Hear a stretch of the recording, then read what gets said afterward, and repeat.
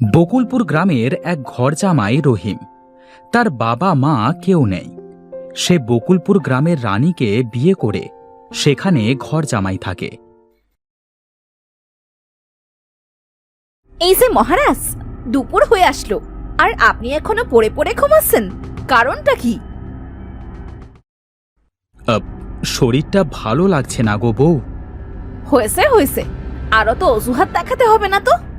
খাবার ঘরে এসে কয়টা ভাত গিলে আমায় উদ্ধার করুন।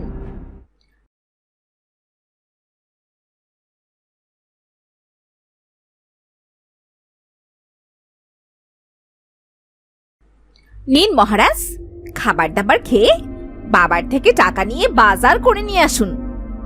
শোনো গিন্নি, আমি তোমাকে অনেকবার বলেছি আমি বাবার কাছ থেকে টাকা নিতে পারবো না।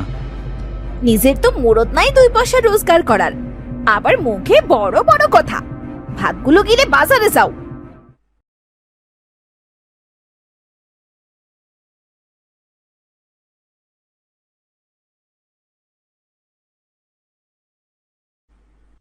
তা রহিম, সকাল সকাল কি মনে করে আমার কাছে? আগে রানী পাঠালো, বাজারে যেতে হবে। তা বাজারে যেতে বলেছে, বাজারে যাও, আমার কাছে কি? হ্যাঁ, না মানে বাবা, টাকা ছাড়া আর বাজার করব কিভাবে? সে কথাই বলো যে তোমার পকেটে পয়সা নেই, পয়সা লাগবে। এত ঘুরিয়ে পেঁচিয়ে কথা বলবার কি আছে? পারো তো শুধু আমার পয়সা নষ্ট করতে, তাছাড়া তো তোমাকে দিয়ে আর কিছু হবে না। গিয়ে আমার চাকর নগেনের কাছে বলো টাকা দিতে। নগেন, এই নগেন। কি হয়েছে বাবু, এত ডাকছেন কেন? আমি তো আপনার মতো শুধু বসে বসে খাই না, আমার অনেক কাজ আছে। আর আপনি কিনা চিল্লাইতেছেন? মুখ সামলে কথা বল নগেন, তুই ভুলে যাস না আমি এই বাড়ির জামাই। জামাই? যার কিনা 2 পয়সার দাম নেই সেই কিনা এই বাড়ির জামাই? সাপ। তখন সেখানে রহিমের শাশুড়ি সেলিনা আসে। নগেন, তোর এত বড় স্পর্ধা! তুই এবারের জামাইয়ের সাথে খারাপ ব্যবহার করছিস। তুই চাকরের মতো থাকবি, মালিক হতে যাবি না। আমার ভুল হয়ে গেছে গিন্নিমা, আমাকে মাফ করে দেন। রহিম বাবা, তুমি কিছু মনে করো না বাবা, আমি ওকে বাড়ি থেকে বার করে দেব। ওর মুখে যা আসে তাই বলে, আজকাল ওর বড্ড বার বেড়েছে। না মা, আমি কিছু মনে করিনি। আগুনের তাপে অনেকক্ষণ রান্না করছিল তো, তাই নগেন কাকার মেজাজটা একটু বিগড়ে আছে, তাই আর কি একটু খারাপ ব্যবহার করে ফেলেছে। আপনি দয়া করে কিছু বলবেন না।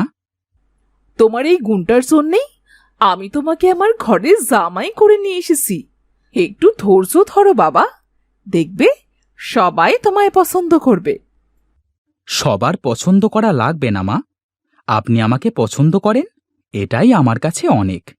আমি চলি, বাজারে যেতে হবে।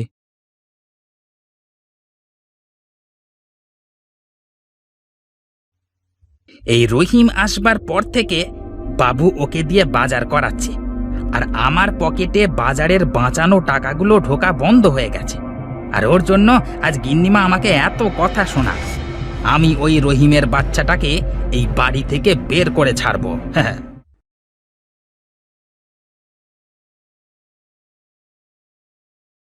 বউ, বউ, কই গো তুমি? কি কি হয়েছে? এত চেঁচাচ্ছ কেন? হ্যাঁ, এই নাও বাজার, আর বাজার করে বেঁচে যাওয়া বাড়তি টাকা। টাকাগুলো ফেরত দিয়ে আর ভালো সাজতে হবে না, টাকাগুলো রেখে দাও। কাল আমার বোনের মেয়ে শান্তা আসবে, ও যখন বাড়িতে যায় তখন ওর হাতে টাকাগুলো দিয়ে দিও, কেমন? হায় রে কপাল, ভালো কাজ করেও আর দাম পাচ্ছি না। মাঝে মাঝে মনে হয় সবকিছু ছেড়ে দূরে কোথাও চলে যাই।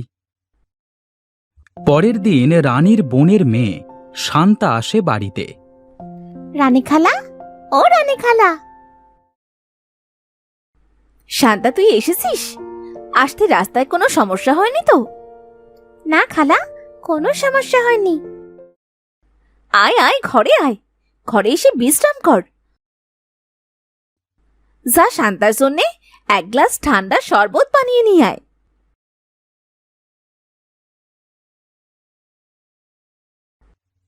হ্যাঁ, এই সুযোগ।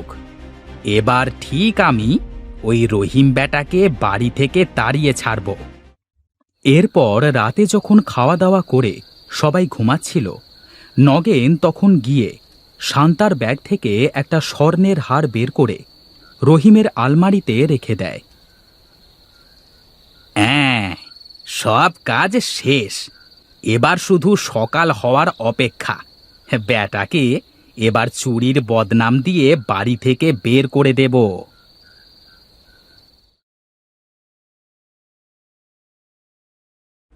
শান্তা, তুই এখনো ঘুমোচ্ছিস? অনেক বেলা হয়েছে তো, উঠে পড়। শান্তা, একটা কথা বলতে তো আমি ভুলেই গেছি। আমি একটা হার করতে দিয়েছিলাম তোদের এলাকার কানুর কাছে। তোর মাকে বলেছিলাম হারটা তোর কাছে দিতে। হারটা কি এনেছিস? ওই দেখো খালা, আমি তো ভুলেই গেছি হারটা দিতে। হারটা আমার সাথেই এনেছি গো, আমার ব্যাগেই রাখা আছে। ব্যাগটা দাও দেখি।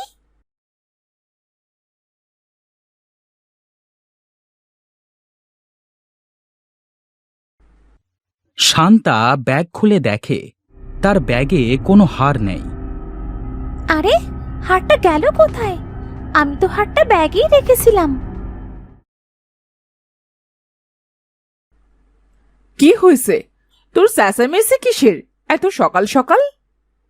দেখো মা, শান্তার ব্যাগ থেকে একটা হার হারিয়ে গেছে। বড় মালকিন, বড় মালকিন, আমি জানি হারটাকে নিয়েছে। একটু আগে দেখলাম জামাইবাবু ঘর থেকে বেরিয়ে গেলেন, আর তার আলমারির মধ্যে কি যেন একটা রাখলেন। তোর এত বড় স্পর্ধা! তুই জানিস তুই কি বলছিস? আমি যা দেখেছি তাই বলছি। এই জন্যই বলে মানুষের ভালো করতে নেই। আহ মা, তুমি চুপ থাকো তো। ওর ঘরে গিয়ে একবার দেখে আসলেই তো হয়। এই বলে রানী রহিমের ঘরে গিয়ে আলমারি খুলে দেখে সেই হারটা আলমারিতে রাখা। এ কি কি হয়েছে? তোমরা সবাই আমার ঘরে কি করছো? আমার বোনের দেয়া হারটা চুরি করে আলমারিতে রেখে দিয়েছো, আর এখন বলছো কি হয়েছে? হায় রে পোড়া কপাল আমার! আমার মা কিনা একটা চোরের সাথে আমায় বিয়ে দিয়েছে। তুমি এখনই বাড়ি থেকে বেরিয়ে যাও। তুমি আর কোনো দিন এই মুখ আমাকে দেখাবে না।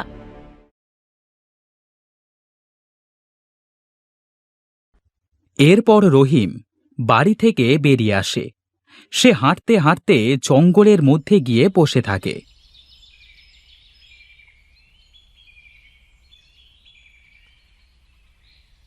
কে তুই বালক?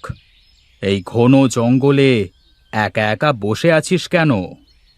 সাধু বাবা, আমি বড় অসহায়। আমার কোনো থাকবার জায়গা নেই।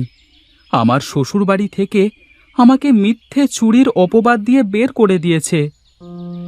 না না, ওরা একদমই ঠিক করেনি তোর সাথে। তুই এক কাজ কর, এখান থেকে পশ্চিমে গেলে তুই একটা বাড়ি দেখতে পাবি। ওই বাড়িতে একটি বুড়িমা থাকে। বুড়িমার অনেক জাদু শক্তি আছে।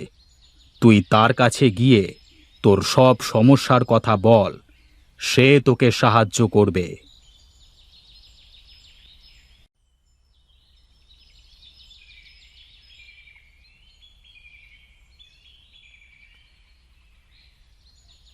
এরপর রহিম বুড়িমার বাড়িতে গিয়ে বুড়িমাকে সবকিছু খুলে বলে। বুড়ি সবকিছু শুনে বলে, তুই আয় আমার সাথে। এরপর রহিম আর বুড়িমা জঙ্গলের একটা ফাঁকা জায়গাতে চলে আসে। তারপর বুড়ি কি যেন জাদু করে রহিমকে একটি সোনালী চায়ের বাগান করে দেয়। আরে, এটা কি? এ তো দেখছি সোনালী চায়ের বাগান। কিন্তু বুড়িমা, তুমি এখানে সোনালী চায়ের বাগান কেন করলে? আজ থেকে এই বাগানটা তোর। এই সোনালি চা পাতা দিয়ে তুই যদি কাউকে চা বানিয়ে খাওয়াস, তবে সে হুড় হুড় করে সব সত্যি কথা বলে দেবে রে। বলো কি গো বুড়িমা, তাহলে তো এই চা আমার অনেক কাজে দেবে।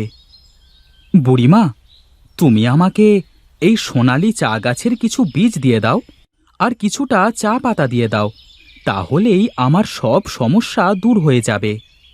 এই পুরো চা বাগানটাই তোর, তুই যেভাবে ইচ্ছে এই বাগানটা ব্যবহার করতে পারিস। বেশ, তোর যা ইচ্ছে এই নে বীজ, আর তোর যদি পাতা লাগে এই বাগান থেকে নিয়ে যা। রহিম সেই জায়গা থেকে একটি সোনালি চা গাছ আর কিছু বীজ নিয়ে চলে আসে।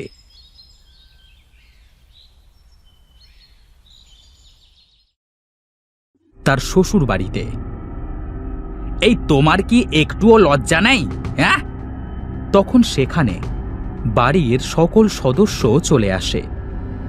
মা, বাবা, বউ, আমি কোনো হার চুরি করিনি, আমি সেটাই প্রমাণ করতে এসেছি। আমি জানি হারটা নগেন কাকা আমার আলমারিতে রেখে এসেছিল। দেখছেন দেখছেন মালকিন, ওই রহিম বেটা আমাকে ফাঁসাতে চাচ্ছে। কে কাকে ফাঁসিয়েছে তা এক্ষুনি প্রমাণ হয়ে যাবে। মা, এই নিন, এই সোনালি চা পাতা দিয়ে 1 কাপ চা করে আনুন।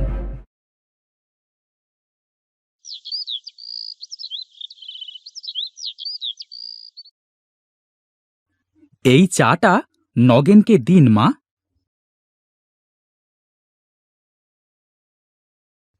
নগেন চা দেখে লোভ সামলাতে না পেরে চাটা মুখে দিতেই সব সত্যি কথা বলতে শুরু করে।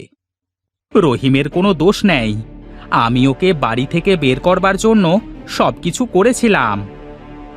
আরে, ও নগেন হঠাৎ করে সবকিছু স্বীকার করে নিচ্ছে কেন? এই আমার সোনালি চায়ের গুণ। এরপর সবাই নগেনকে বাড়ি থেকে বের করে দেয় আর রহিমকে জামাই বলে মেনে নেয়। কি, আর কেউ খাবেন নাকি আমার হাতের সোনালি চা?